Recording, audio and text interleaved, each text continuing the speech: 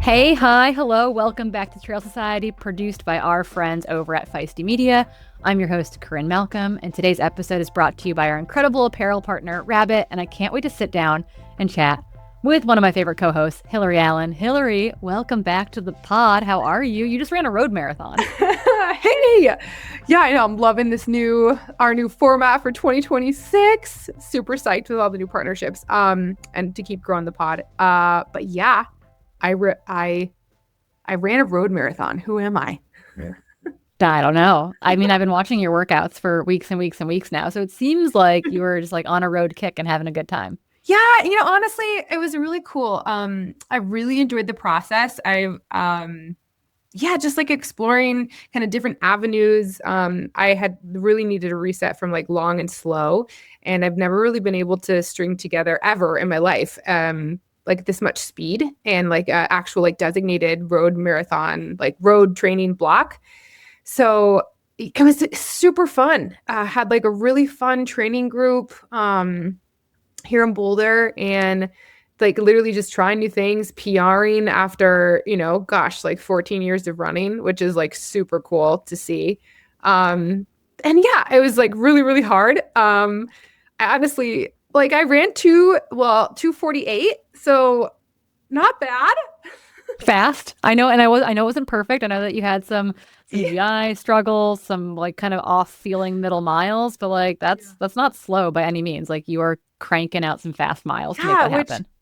like I said, relative PRs is the fastest I've ever run for that long. So like pretty cool. And I was like surprised how like comfy it felt.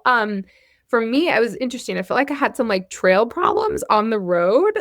I had a gel at mile 5, and then my stomach was like, brr, and I'm like, what is going on? And this is something that hasn't happened in training. I think maybe the taper kind of like messed me up. I like didn't go to the bathroom the day before the race.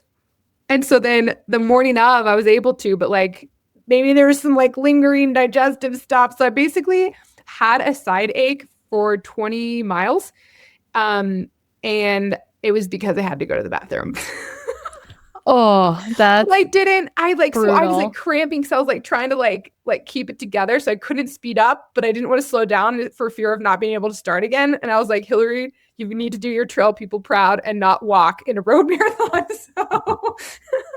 So I found a way to do it, and I actually stayed pretty consistent. That was my like if I had a really good race, I think I could have run like I don't know, like 2:45. But I'm pretty pleased with it. So Yeah. yeah. It seemed like a great block, and we're recording a little bit early. This episode will come out in early February because you're traveling to the Southern Hemisphere. So what's going on? Where are you headed to? What race are you doing?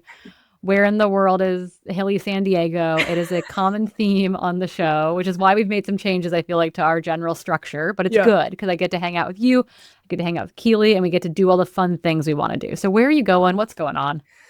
I can't exactly like literally just second everything you said. This is perfect because it's like, yeah, like arranging 3 different schedules, especially with like how busy each of us are individually, like, oh my goodness. But then to be able to keep moving the needle forward on all the science things and the interests that we have, it's like, it's awesome. So, I'm going back to Tarawera, but by way of Australia first. I'm doing actually a bike race. I'm doing the Rattle Gravel.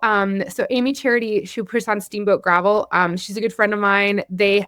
Was able to do her race in Finland 2 years ago, and then they also have one in Adelaide in Australia. And because I didn't like, it's kind of close. I was invited there by them, and because they're actually doing some cool things, like doing like trying to build out like a run day ahead of the ride. So I'll be helping out with stuff like that, and doing the bike race. And then I'll go over to Tarawera for the 50K over there. And like last minute, I was planning to do those races and come home. But then we have Brooks Trail Team Camp the end of February in Hawaii, of all places. Like the first time we're doing like international. I thought I was going to be able to come hang out with you in Seattle, Corinne, but we're going to Hawaii. So if you want to, like come on over there, come meet us. That's how I flew to New Zealand last year. I had a layover in Hawaii. So honestly, Yeah. it's on the right flight. You're on the right flight path. Like that's pretty dope. Exactly. So if I'm on the right flight path, so I'm not going to come home. So I'm basically just going to like stop over in Hawaii for like a few days before team camp starts, and then I'll be home. So it's like kind of like race adventure, team building, bonding. And then Sweet. I'll come home. So yeah. And then I'll see you in March. It'll be great. Exactly. That's sick. It's a lot, but it's very hilly, and I'm very excited for that to be part of your Q1 of 2026. Before we dive into, a really cool conversation today about training stress, we've got to give a shout out to Rabbit, again, official apparel partner moving into 2026. Super, super exciting. I'm wondering, Hilly, what you're most excited about for this continuation of the partnership. Oh man. So honestly, like one of my favorite things was just seeing like the gear out, like the Trail Society gear out in the wild. I had a Hilly Goat Run retreat last year. And one of my favorite moments was like Rabbit was able to give like a crew neck, the crew neck sweatshirt to everyone in the team who came out. And it was a moment in the kitchen where everyone is wearing the sweatshirt. And like to the back of it, you could just see the Trail Society like logo and like the flowers. And I'm just like, oh my gosh, this is amazing. So I'm really excited to continue the partnership to like, and then we've got some really cool just apparel, I think, coming out. And it's so cool to see it at races and just like to have that, I don't know, it's just like the badge of honor of like science, women's sports, like, yeah. So one of the many things, but yeah. Yeah. Well, they'll have a spring drop with us this year, and it's huge. Like, it's going to be really, really cool. We saw the mock-ups in October, and they're beautiful. Yes. So keep your eyes peeled for that. But they've also launched a clubhouse for this year where basically they're going to be popping up at specific races where they take over like a local hotel, and it becomes kind of their site of operation.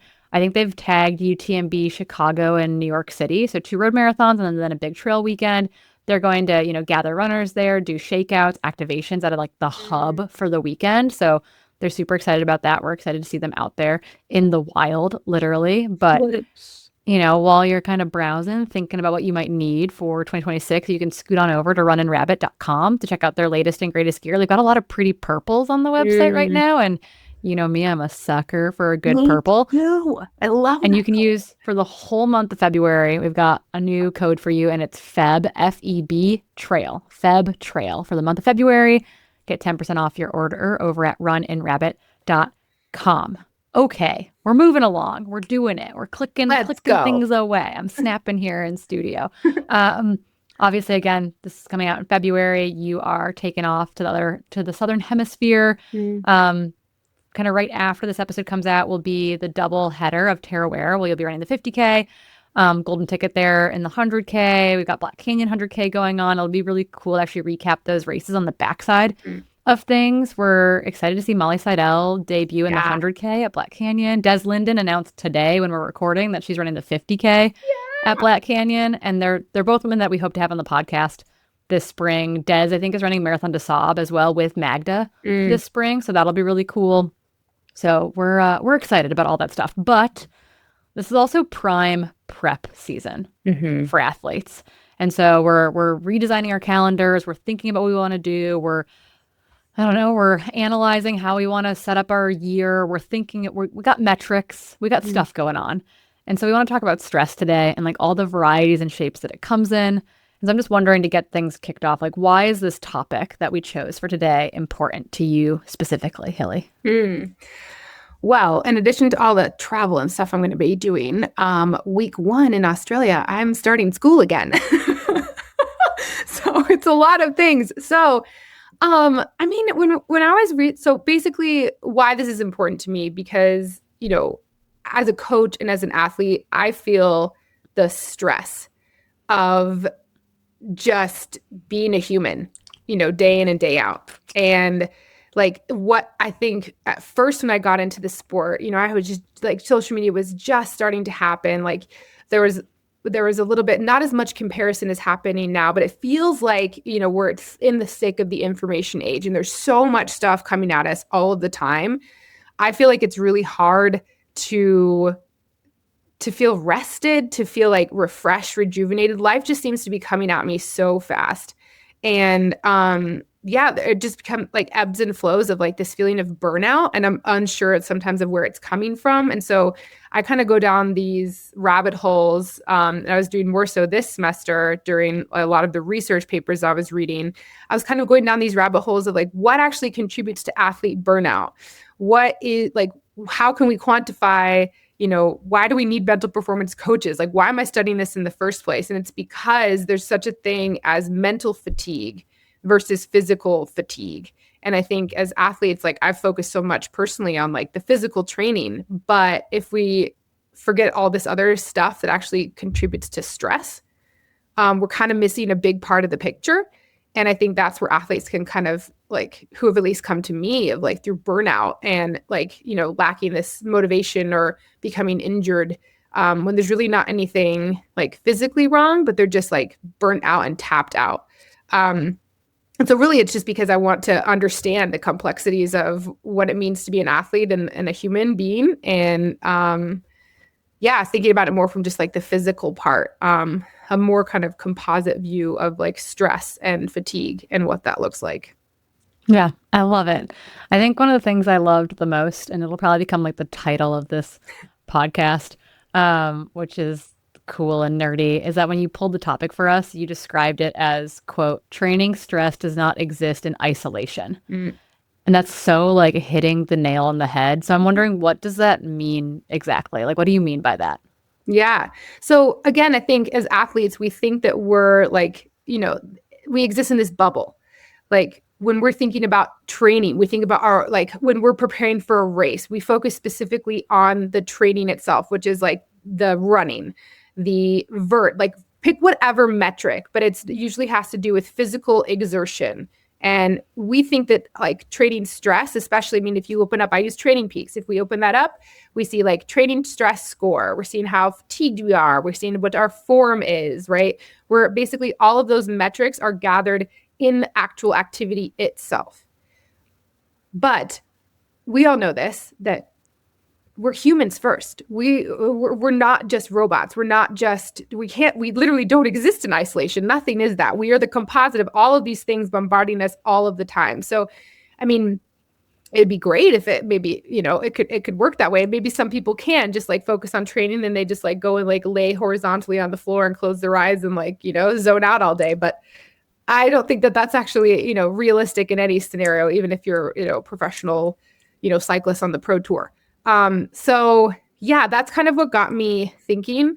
I go into these little, like, I don't know, just these rabbit holes where I'm just like thinking about a topic. I like to write about it just to kind of get a grip for where my questions are. And then I kind of go to the research and see if I can answer the question. And that was the main thing. Like we don't exist in isolation. So therefore training stress, and we can't, as coaches or athletes, think of it that way. It's like why you feel so crappy during a taper when you're like, I'm not training as much. Shouldn't I feel better? And you're like, no, hun, you're still stressed as shit. Like you still got a lot going on. Like turns out we just use training as like the scapegoat for why we feel so tired and bad all the time. And it turns out there are so many reasons as to why we feel so awful.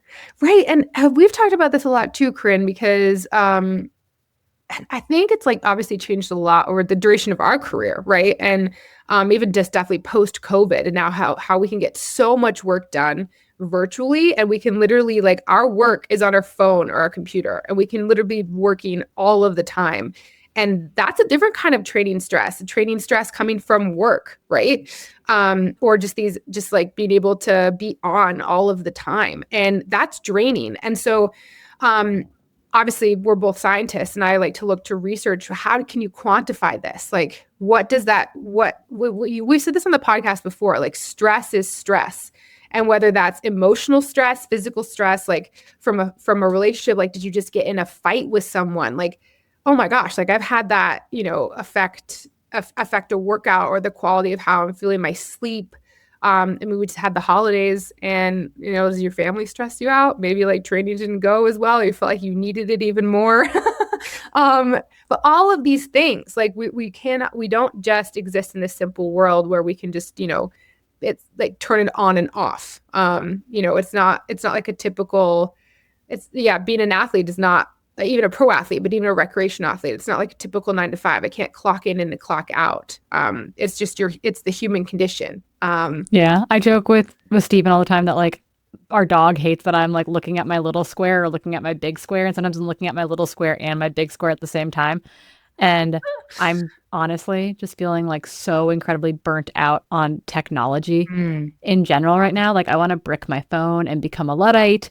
I want to like go just like wander into the woods and be a little training monk or a little like just like don't want to talk to anyone, mhm. answer any emails, like just go be one with, I don't know, like a tree or something. But Yeah, it's also like we rely on tech to tell us how we feel right. right now too. Mhm, And sometimes that data is very public, sometimes that data is very private, right? Training Peaks is private, our Aura, the Aura Ring app is private, et mm, cetera, and so on. Like a lot of that is it's private data that we only see, or maybe us and our coach sees. But then there's all this public data too, mm, with Strava and social media and sponsorship obligations. And so I feel like we're pulled so intensely to be so tech aligned and to have this need of technology in our life all the time. And that's really mhm. hard. And I'm wondering how you grapple with that or how you see that show up with your athletes right now.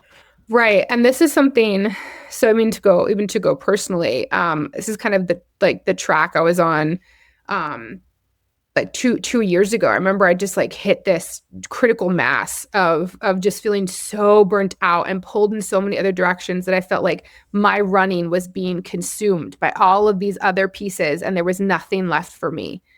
And I realized this is kind of again, it stuck me on another journey through this mental performance, coaching, working with my psychologist.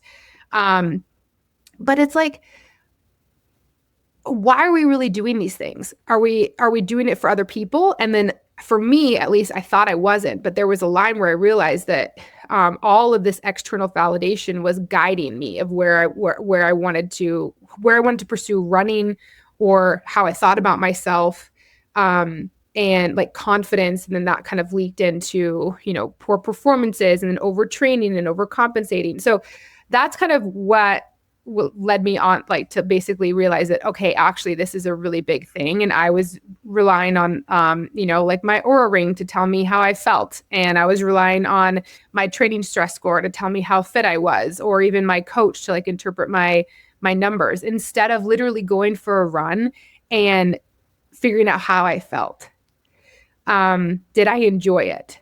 And so I see this a lot of times in my athletes where it can almost become crippling, like where they wake up and they see a Garmin score of like, oh, I'm under recovered. And then they're like, oh, I shouldn't do my workout today because my Garmin is saying this. And I was like, well, why don't you give it a try? Like you can just go out there and see how it feels. And then if you like knock off the rust and then, after the first interval, then like, let's go for it. But then if you truly feel like crap, then we can move it to another day. But like that can be really hard. And actually, but like really seeing this actually increasing, that just reliance on like having a power meter or like the stride thing that you can attach to your shoe, in addition to a running watch, in addition to a Whoop, in addition to an Aura, in addition to all of these other things. And then we're forgetting, like when I'm asking them, okay, how do we feel? I train a lot with rate of perceived exertion, especially this is important for trails. And they couldn't tell me. And so, honestly, I just think that, I don't know. I see that as a problem, because then really a lot about running, especially in trails and ultra running, it's about self-regulation and being able to be at least tuned into like the inputs that your body is telling you. Because at the end of the day, I mean, like my old coach, your old coach as well, Adam St. Pierre, he studied a lot about like hydration. And I mean, you study this a lot too, and like in heat and all this other things, but basically our body can actually, like, our cues to thirst are actually quite accurate. And it's like when we start to listen to nutrition companies telling us that this is the recipe of the amount of liters that we're supposed to drink with this amount of salt content, and we listen to that instead of our body, like, are we actually really thirsty? And if we're drinking past the cues to thirst, we can actually get into a pretty dangerous state, like hyponatremia or something like this. Like, where is the line? Like, we're going to this point where we're no longer listening to our internal cues or what our body is like very good at telling us, but instead we're just looking to these outward metrics, which actually can't tell the whole story anyways. Yeah, it's this interesting juxtaposition of sometimes I need the data because it's like the workout felt hard. Yes. And then I can go look and be like, well, you ran hard. Mm-hmm. And sometimes, but the issue is when you go to comparison, you say, well, I've run these faster. Mm-hmm. I've done these things faster. I've been fitter or whatever. And it's like having to remind myself and having to remind athletes, well, it's like, yeah, the numbers can say, okay, we got to the heart rate, or we got to the pace that we needed to get to if it felt hard. Or it's also remembering like you are where you are right now, and your body can't tell the difference between a 6:15 mile and a 6:45 mile. It's like but it can tell that, yeah, you're at like an RPE 8 or whatever. And it's like, it doesn't matter the pace as much as it matters like going and doing the effort. And so I do think it's like important to like remind athletes of that. And sometimes, not always, we can use the data to do that, but you can't necessarily start with the data and then it's like, I like to use it second. I like the data as secondary input versus primary input, I guess is how I think about it. And that's a really good point too, like a really good example. I mean, so it's like basically what we're both saying, but what you're saying in particularly is, okay, so if we're running a 6:45 pace today, and that feels almost as hard, like maybe our heart rate, like that secondary point of data is basically as high as maybe 2 weeks ago when you're running a 6:15. Well, what's the story now? Like what's going on in your life now that's actually contributing to that extra stress, right? I mean, my life is not the same as it was, 3 years ago. Like I have a lot more, things on the burner happening simultaneously that are contributing to overall stress. So it's like I have to train a little bit differently than I did, 3 years ago. And it's kind of the same thing. It's like this, the how you feel or RPE can be a very valuable input because it tells more of a full story of maybe where your recovery is, like where your mental load actually is, like coming into a workout. What, your sleep was, right? That necessarily like, a Garmin can't tell you when you wake up first thing in the morning. So you're right. It's like having a push and pull, but it's again, like telling that full story.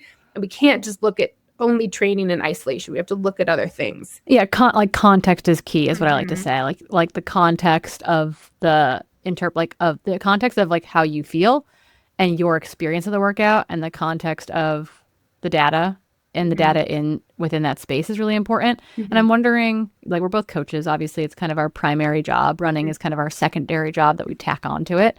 They're mostly symbiotic, I would say.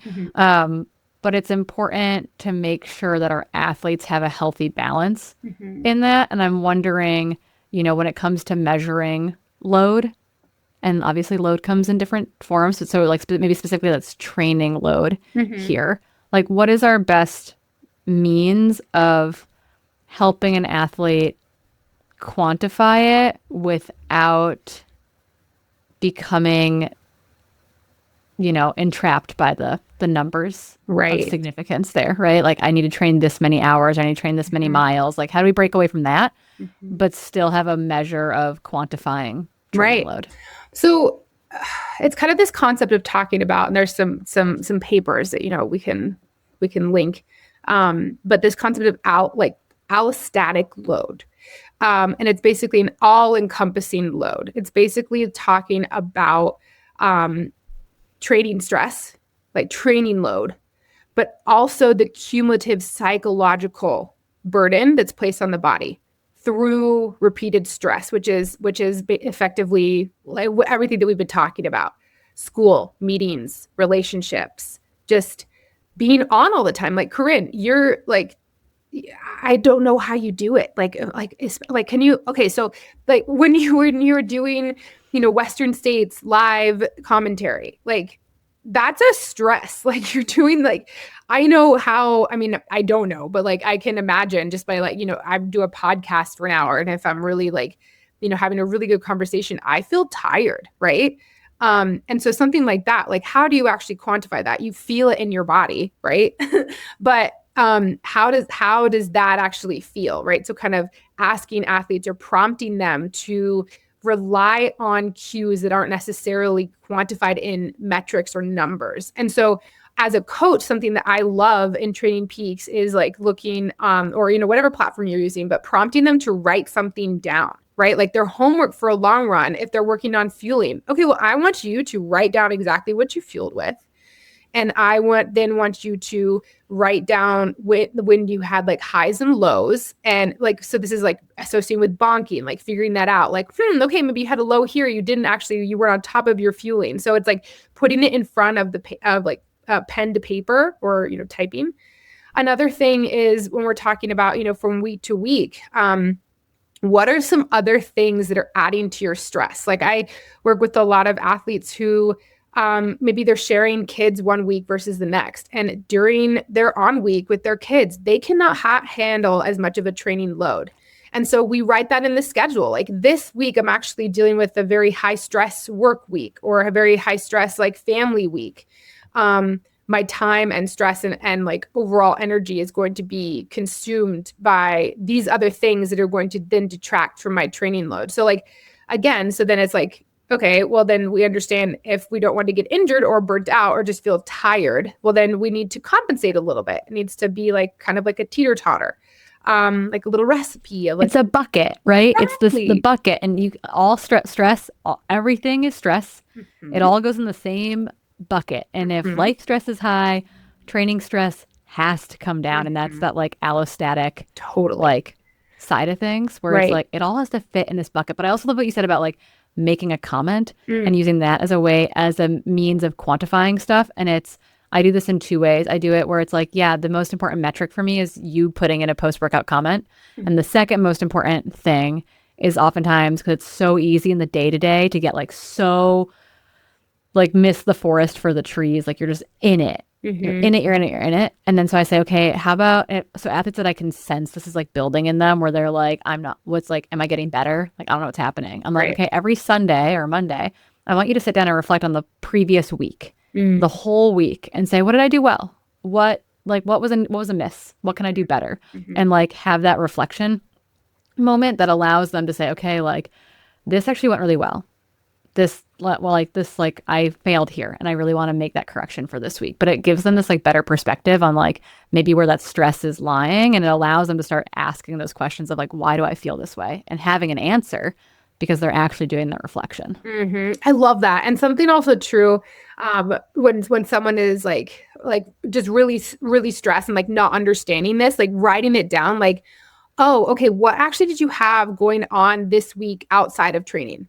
And then when people write it down, and then I'm like, okay, well, this makes sense. This makes sense that maybe you didn't PR your workout this week, or like this makes sense that maybe this speed workout didn't go as well as last week because when comparing it, you didn't have as much. And like you said, it's a big bucket. Like when we're talking about allostatic load, we're talking about the whole picture. And, we know as humans, we're not just physical beings. We're not just athletes. We have these big brains for a reason, and we use them with a lot of different things. And it turns out to like have energy to show up outside of just physically training your body. It actually takes a lot of energy. I mean, ask Keely on your next episode that you record with her how tired she feels because she's studying all the time. I feel the same way too when I'm like in finals week and trying to write these big papers. I feel so drained of energies because my brain is using all of these calories. Like I have to like fuel, like I'm in an ultra when I'm studying. Corinne, you know this too. Oh yeah. She posted this like funny Instagram story after she took a practice step exam the other day. And it was like, she was like goofy. It was like she had just run a 50-mile. It was pretty wild. And periods of that are okay. But it seems like if we're chronically like this, it's probably why I've had shingles multiple times as like an otherwise healthy 35-year-old, because I get dysregulated. What happens from a chronic standpoint for athletes that their stress bucket be overflowing too regularly? Well, do you remember, I remember it's maybe not as much anymore. Maybe we're a little bit better with fueling. But this whole thing about like overtraining syndrome, remember this? Yeah. And then they're like, maybe it's just underfueling syndrome. I mean, pretty much. The biggest thing that we've noticed with this is like one of the biggest things to fix overtraining is to eat more, eat more carbs, but then also maybe to like take a few rest days. But basically, it leads to just dysregulation of hormones. The biggest being cortisol, which affects then your sleep.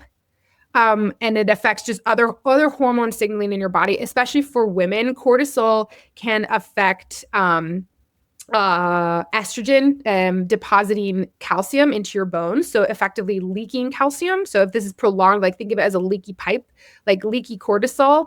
It's just like that long drip, like slow drip, but a puddle forms, and that can actually lead to decreases in bone health through like estrogen dysregulation.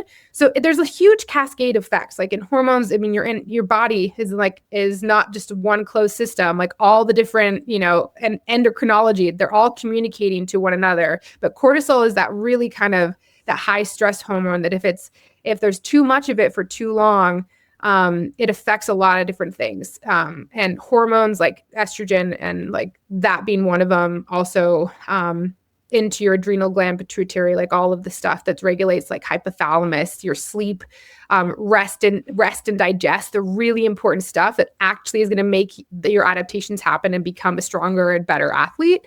So that's a no-no. We don't want to do that. And so if you're overtraining, over physically exerting yourself and burning the candle at both ends with like a high level job and, family stress and all of these other things, there needs to be a little bit of like, okay, it's okay to have that high level of training and stress allostatic load for maybe a couple weeks, but then we need to have a recovery. We can come back down. So we talk a lot about how it's really actually almost impossible to overtrain to like physically do too many hours, yes. but it's really easy to be under recovered. And part of that I think is actually like directly like the allostatic load. I feel like there aren't very many, most professional athletes that are quote overtrained are probably just red S patients. And then the general public, though, general public might be fueling issues, but I think that they are more likely to quote unquote fall into that overtraining bucket where maybe they're dietarily actually like net neutral, right? Like they're doing fine, but their stress balance, their bucket, their cup be runneth over too many times. And I think that is like, it's more likely for me to see like a busy mom who's working and has 2 kids and is trying to train for 100-mile, like she is more likely, or he is more likely to end up in a quote like perpetual chronic stress state than, Courtney DeWalter, who gets to, eat Kodiak cakes and run every day. Like that is an easier, quote unquote, easier allostatic load to balance. Like when I dealt with like what we believe was overtraining syndrome, it was like I'd gone through a breakup. I had like moved to a place where I didn't have as much community and family. I had no family and like, was put under a microscope and was training a lot and like was probably dietarily mostly okay, but there were probably a few things that were a little bit out of whack. And it's like, my body could not adapt to it. It was too much all the time. And you can only take that for so long. I love that you bring up kind of like those multifactorial elements to it. And then I like legit got so excited reading your outline because maybe it's just me, but I'm like a huge, like super, super huge Samuel Marcora Oh my gosh. Like I was going to say R.I.P. He's like very much alive and well, I'm pretty sure. R.I.P. Samuel Marcora. Fake news here. ChatGPT is going to frickin' rip that and there's going to be like some sort of posthumous post about Marcora. He's alive. But I've been obsessed with his research for a very, very long time. The labs that he's worked in, his own lab, he's worked specifically in like the mental fatigue space and how that shows up physically and like kind of that dynamic of like, is there's like central governor theory? He's definitely touched on that. Like he's been in it for forever. Some of my favorite papers are like the 2009, 2008 stuff, but then he's also very relevant still. And so I'm wondering what you've specifically pulled from his research that you think is relevant to this conversation about cognitive load, mental fatigue, etc. Right. So, I mean, you mentioned the central governor theory. So this is something that I went on a deep dive, actually wrote like a really cool research, like basically a literature review and pulled a lot of Marcora's research because he was pivotal in like basically figuring out that there's more things that contribute to fatigue than just your body. And just like the physiological things, like when your muscles run out of glycogen or, the metabolites that you're using to actually, or like energy to propel yourself forward. It's more than just a VO2 max story or oxygen being delivered to your muscles. Athletes quit for why do they quit? And so he was in his 2008 and 2009 papers were the first published that basically proposed this idea of the psychobiological model, which effectively is that there's the brain-body communication, and that but mental fatigue actually can contribute to physical fatigue. And this kind of, it was right off of Tim Noakes' work of like the central governors theory, which basically was like, oh, the brain is there as a protective, like to basically tell you like, oh, when you're tired, it's going to basically shut things down just so like it's a protective mechanism. So you don't like die, right? Or I mean, some people whatever. Yeah. So you don't harm yourself. Your body, the idea being like your body's job is to keep you alive. And that is very true. Like there are things we know with like Red S, for example. It's like, well, your body's job is to keep you alive. It's going to shut down the non-functional or like less important things like fertility, for example. But in this regard, it was like, oh, there's other stuff going on beyond this like mental on-off switch. Right. And so this is what Marcora was talking about. And it's actually really, it's kind of difficult to think about it from like physiological research. And, you know, basically they have how do you quantify mental fatigue, especially from person to person? And this is what's really interesting because he started the conversation of like, okay, well, these athletes, they're not actually in a dangerous position, right? We're basically testing them on a treadmill or on a FTP test on a bicycle. But basically their motivation to do something, like because they weren't interested or because they weren't motivated or like they didn't see a point in finishing this task, and then it would lead to this feeling of an increased rate of perceived exertion, and then they would basically stop sooner. And so he started to pioneer this this research, and some of the other papers that I kind of was like pulling as part of this conversation of going down this rabbit hole. It's inspired a lot of other scientists to look at how mental fatigue and mental load pre-activity can contribute to poor performance. And there's been studies that have shown, basically penalty kicks in soccer. If you give someone a mentally fatiguing task right before they go out and have this high pressure environment, it actually affects like fine motor control. It affects their precision, their ability to, like free throws in basketball. Like if you mentally fatigue someone with like a task on a computer or, a written exam, a mathematical test, that it actually decreases their performance in the game. And so then I was reading this research and I'm just like, oh my gosh, like we're living in this digital world where people are scrolling on social media all of the time. And then they feel like, completely drained. And so then having that conversation with, my athletes or just even other people or even like reflecting on my own, it's like, okay, if am I really recovering in this moment? Is it better for me to like read a book or like, go have dinner face to face with the friend, and instead of just like doom scrolling, like what is actually contributing to mental fatigue? And it can look different from person to person. But it is quite convincing, and Marcora was the group that pioneered this type of basically looking at the idea of mental load and what that can look like and how it can dictate overall performance. Yeah, they basically were like, we can do this in a way where we are gonna like be a detractor to your performance without changing physiology. So there were all these studies with like maximal repetitive contractions, like bicep contractions or quad contractions. There was ones where they would lie to them and they'd have them do like a Wingate, so like a power test where you do is like the maximum output for 30 seconds. And it's maximal. You're done. You're not supposed to be able to do another one. And then they'd lie to them and then they'd actually like have them do another one. Yeah. And they had just quote unquote done a maximal effort. Like they shouldn't be able to do it. And then they'd be able to repeat it. And it's like the psychology versus the physiology is super, super interesting. And then, oh my goodness, what is his name? Finn just had him on Single Track like a month ago. And he's a sports psych who I think no longer works in academia and now is working like in the private coaching business. I want to say his name is Steve. It's a very like guy name. Dr. Steve Mark. Something. His name is Mark or Dan or Steve. But they were talking about mental fatigue and how that's a limiter for performance. And they were specifically talking about like, we do physical tapers before races, but are we doing a psychological taper? So we do have athletes that are like getting off social media or limiting their access to certain things during race week. But what about the people that have jobs? Right. And I've seen this with athletes, right? Where it's like, well, when is your last day of work? during a race. I have updated training peaks the night before, the morning of a race so many times, right? And it's like, I'm doing that to myself because I could have done it ahead of time and I didn't. But I have done it into the wee hours of the night before a race because I'm a psychopath. Not great for my mental fatigue, I am sure. And so he was talking about the importance of protecting that time for optimal performance around a race. So like, I know it sucks to take PTO starting on Monday, maybe, but maybe you need to take PTO if this is your A race and you really want to perform and you can't, like, having mentally exhausting tasks all the way up until your race on Friday might not be ideal. So trying to figure out that balance. And that's very easy for me for pros to for pros to do, or the limitless PTOs to do. It's a little bit harder if you are like getting by, right?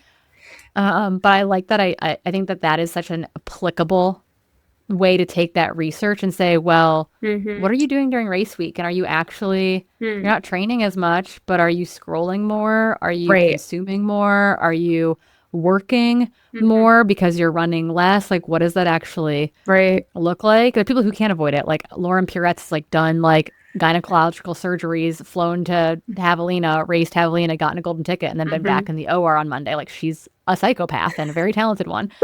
That is not for everyone, obviously, but I thought it was interesting. And so when you set this up in our outline, you referred to it as, am I tired, or am I just under recovered mentally?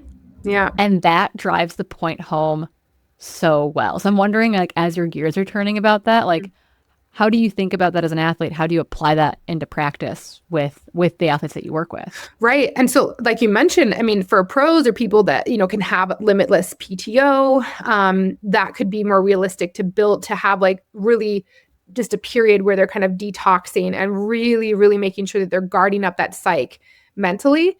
But something that I've tried to work on with my athletes where that's not so realistic is to really have a good reset and recovery routine where you really feel refreshed. For me, a lot of times this happens, it's a routine pre-bed and in the morning that I can kind of take with me all the time. So for me, it's like I start my day and I end my day with no screens. I have a cutoff time of, okay, this is when I'm done with work and I'm putting it away. And then it's like things go on do not disturb and I'm not going to do this. And I read a physical book and I write in my journal. And this is how I end my day, and then how I start my day. And so really being protective of that time and protective of these routines. And so I encourage athletes to kind of figure out what that looks like for them. Sometimes it could look like meditation, like in the morning, 10 minutes, right? It can be 5 to 10 minutes, really. It doesn't actually have to take that long. But having those non-negotiables that can actually create a reset. And this can happen in periods of high stress, even just during the training block, but in particular during these moments where you feel like you need to be a little bit more centered and grounded, pre-race or pre-big effort, right? And this is something that we try to practice in a training block so that it's not so foreign, but it's something we overutilize in taper time, and also things that like sauna, something like that could be a really good reset. But really, for me, at least with the research that I've read, that it really involves limiting screen time and really kind of diving into senses that seem to kind of create a good reset. But that's something that I try to do with the majority of my athletes, where taking that extra PTO or having that kind of break might not be as doable or realistic. But yeah, and honestly, it's I always like to think about it. I'm like an experimenter of one, and I always try these things. Like when I'm reading research or kind of trying out new meditation routines or different little recovery routines. I like to try them on and then kind of get a feel for them, and then can recommend them to people. And I guess maybe because this is topical, it's a little bit of a tangent, and then we're going to kind of round things out with what is burnout and how does that even work? Yeah. And maybe it's when your cup overfloweth too much, too often in a negative way. But this idea of like you're about to fly to Australia. Mm, I am a lover of not tapering in Europe and just like showing up and racing, which is apparently a horrible idea because apparently travel days are not restful and are no. not rest days. Mm-mm. But I'm wondering in that sense, like how do you, and I've also had a number of athletes, right? Like half the stuff that we do is like the races start at like midnight. So like why would I I adjust to a know. new time zone? Mm. But travel is travel. It's really hard. It's really disruptive.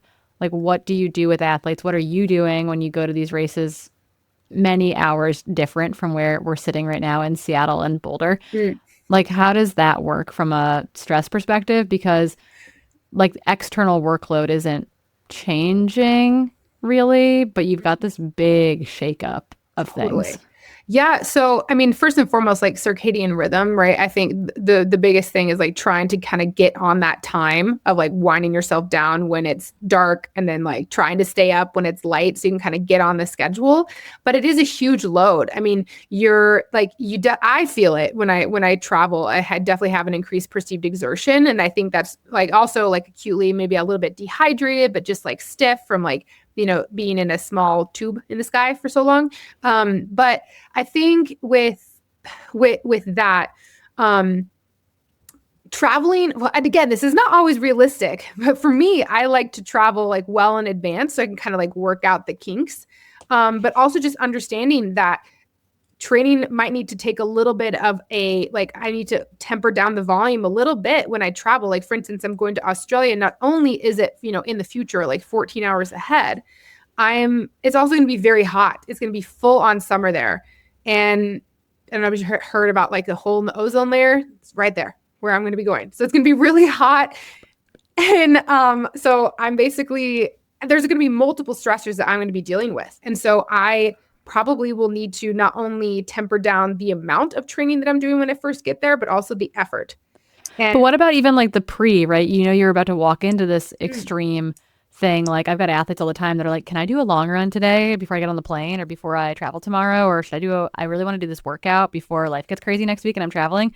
It seems like you probably shouldn't do a threshold workout or like a long tempo or a long run and then like get on that night flight to Europe. Like yeah, that might be a bad idea. yeah, Corinne, that sounds pretty reasonable, but it sounds like something that I might do. So I need a coach to tell me to not do it.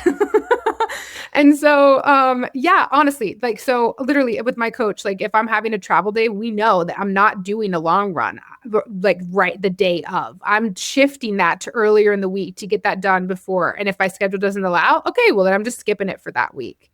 And then also maybe like in particular for Australia. So if I'm going to run 90 minutes today, well, actually, maybe I'm going to run an hour and then do 30 minutes in the sauna. Like that seems maybe appropriate. So just try, like, again, it's that whole view, like we said, allostatic load, like the whole picture of where stress comes from. And it comes from more things than just the training itself. Yeah. Oh, it's so smart. But guys, the bucket, you can only fit so much in there, okay? I swear. There's no hole in it. It's not going to drain for you. Like you gotta really like put this together. And so that leads me to this idea. We talked about overtraining syndrome or being overtrained a little bit, but there's also like, and I think that's a delineator, like what is burnt out? Like what versus, or a little bit fried maybe versus, and maybe it's like overtraining where it's like, it's a spectrum and overtraining is a final destination. Is being burnt out a final destination? Is it on this like train track to doom? Like what does that mean? Maybe how do we think about it versus like is there like the literature around burnout and what does that mean practically for athletes? Right. So I think the wording of it can be a little bit different. I do think that burnout can be equivalent to overtraining, right? It's kind of on this continuum and there can reach a point. It's just kind of like if you take things a little bit too far that you might just never want to return. But so there's different, I think, levels of burnout, and they're all related to basically of kind of just doing too many things all at once.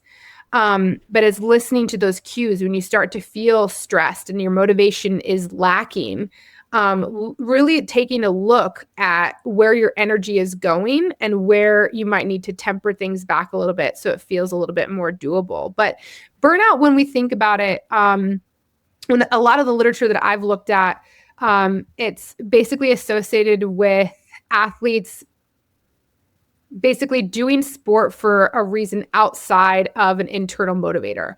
So they're very fixated on external motivators, whether that's like external validation from a coach or, accolades from winning a race. Like they're looking for those external validations to basically qualify their running and any sport, but just to qualify that, okay, I'm good at this, so I'm going to keep doing it for them. And instead of actually looking inward to say, actually, I really like doing this. I'm going to continue down this pathway because I actually enjoy, getting faster, trying to be a master of sport.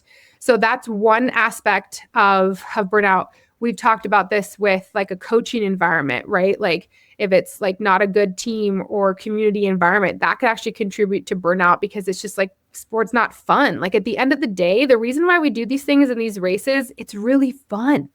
And the more I'm looking at like burnout and even what we're talking about with training load and training stress, we do these workouts, we do these things because overall we enjoy the process, right? At least we enjoy the race or some part of it. Like we're not just we better enjoy something of it, right? Right. And if they're not, hard races. If we're not, then what really is the point? And I think that leads to burnout when it becomes something that we're so obsessed with because we're just so attached to the numbers and these external things. That we lose touch with our internal drivers, like what our body cues are telling us.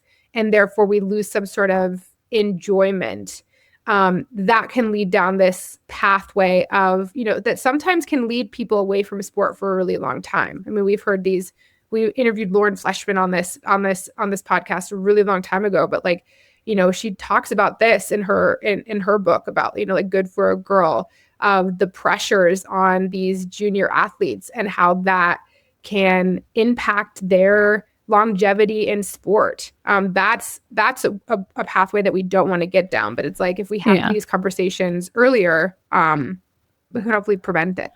Totally. And that's in stark contrast with a conversation I just had with Olivia Amber, which is like it's the episode right before this. And she's talking about her college experience. And she went to Colby College because the coach there, Tracy, was amazing. And it wasn't this pressure cooker environment. It was like the variety of athletes they had on that team were, NCAA All-Americans and also just like not recreationalists, but people that really spanned that spectrum. And so that their environment, their team environment was really pleasant to be in because it was kind of like, we will support you and support your goals, whatever those goals might be. And it was like they wanted to make the carnival team. They wanted to get to go to a collegiate carnival and compete as a Division I NCAA skier, or they wanted to win NCAAs. Like they had athletes at various levels. And it was like, you come out of that not cooked because you've actually had a very supportive experience versus the throw a dozen eggs against the wall and hope something sticks. Right. But that doesn't work historically. Exactly. But it seems like the latter seems to be far more common than the former, which is unfortunate. It's quote unquote probably easier to get champions out of that. And that's unfortunate because you got to break a lot of people to get a few champions. That's true. Which we don't want. We don't support that individually with our athletes. We don't support that collegiately with the places that you or your children or your friends might be going to college. Because we want you to be lifelong athletes. And I think that's the biggest thing. But we're always learning. We're always learning these lessons the hard way. Oftentimes, we're here to tell you that hopefully you learn from our lessons so you don't have to learn them the hard way. And your bucket is like just perfect and like nothing is going wrong with it whatsoever. So I guess in summary, Hilary, can you read your summary statement to this? So I put this. So again, maybe this is just like, it's like an internal dialogue or like journal for myself, but more isn't always better. So training load, it equals physical plus cognitive and emotional and environmental. It's taken me a long time to get there. And Corinne, you have been with me like for a long time. Oh, yeah. Like, to realize that more isn't always better. And this is really important. So it's like practicing what I'm preaching. I've learned this from firsthand experience and really trying to have this, basically encourage this in the athletes that I coach. So it's not about tolerating more stress. It's about knowing when the system needs less.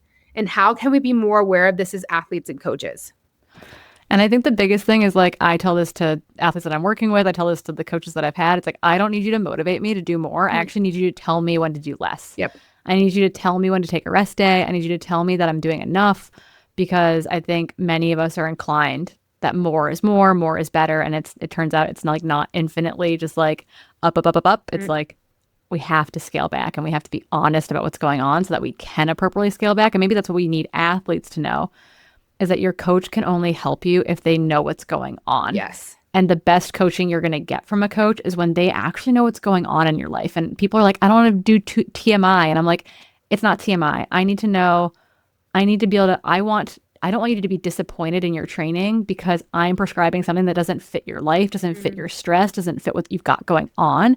I have an athlete who's a new dad, and he texted me being like, can't get stuff in, a little bit busy. And I'm like, yeah, no worries. Like you're like, you have a job, you have a job that isn't great for like parental leave, and you are a new dad. Like you've got a baby and an amazing wife who needs your support. Like exercises for your own like mental clarity and sanity right now, and doesn't need to be performance based, because it's like you've got very important stressors in your life right now, and that bucket needs to just be perfect. Oh yeah. And I mean, I love that. This is literally why I have a coach. Just to remind me of that. And I think, again, if we can be encouraging of this, and honestly, if do some research on your own, right? And like, look at the data and really kind of, challenge yourself to kind of think outside the box of like what this idea of total. Are we encouraging people to do their own research? Whoa. Is that our stance? Is that our stance? Yeah, maybe. I don't know. That seems a little maybe counter to the culture that we generally identify with. Okay, how about this? Ask us questions and then we will provide that for you. Yeah, we will provide some resources in our show notes. That is a good place to start. And read it. I'm encouraging you to read it so you can see what we see. Read the research and therefore have more questions, and we will help answer them. Yes. That was amazing. I really, really, really, really enjoyed that. Before we tie things in a bow with a little society slam, which we will be doing on the episodes where I have Hilary with me or I have Keely with me. So please slide into our DMs. We'll be answering those on Instagram, but also on the podcast as well. And if there's some really excellent or fun questions, maybe I'll pull them into the interview questions and add them to those shows as well. But we have to give a shout out again to our amazing apparel partner for this year. That is the fine folks over at runandrabbit.com. Check them out. Amazing stuff. I've been running, I think I told you last time, I've been running the easy joggers, like to and from the gym, and then lounging in them all day. They are excellent. This morning I ran in the mock neck, like kind of pullover long sleeve, and it's got thumb holes and it's a wool blend and it's excellent. So runrabbit.com, Feb, trail, winter is still here. You're going to need some warm stuff. Get 10% off for the month. I'm bringing the sun shirt to Australia for sure. Yeah. And I have an athlete who just like picked up like an ice bandana because they're running Black Canyon. So some of you have winter, some of you have summer. It is okay. And then also huge shout out to the amazing women behind the scenes at Feisty Media. Go check out the website feisty.co or follow them on Instagram at feisty_media. They are putting together some of the best women's sports news out there. So we've been saving their stuff on Instagram for a freaking like 2 years now. And now we are part of their family. So it's very exciting. Okay, let's slam. Hilary, what do you got for me?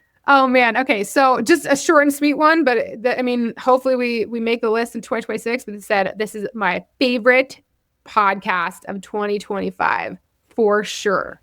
Sick. It's going to be better in 2026. Love it. And then I have a couple of stories from the road marathon. It actually like took me by surprise. I was like running, trying not to poop my pants. And this guy runs by me. He's like, "Are you Hilary Allen?" I'm like, "Yeah." He's like, "Oh my gosh, like, what are you doing on a road?" And talking about, he's like, "I love the Trail Society podcast." And then he passed me, but then I caught up to him, so that was good. And then in the finishing shoot, I had literally two separate people being like, "Oh, Hill, like, are you Hilary? I read your book." And then the other one is like, "My girlfriend got me to listen to your guys' podcast. I love it. Like, keep up the good work." So, and then the guy's like, "Oh, I haven't checked that out yet." So got some new listeners. It was super cool. Like, took me by surprise at a road marathon. I thought it'd be like incognito, but nope. Nope. I got a photo from Courtney Olson and Devin Yanko too. So you could not fly under the radar. I got a finish line photo from the ladies. So that was very cool. That was so cool to see them there. I love it. I love it. I love it. I love it. Wow, we did it 59 minutes on the dot. Whoa. You're an hour into your run right now. Hopefully, our weekly episodes are helping keep you more entertained on more long runs. And you should eat a snack right now for sure, because big dogs got to eat even in 2026. And until next time, we'll catch you out on the trails.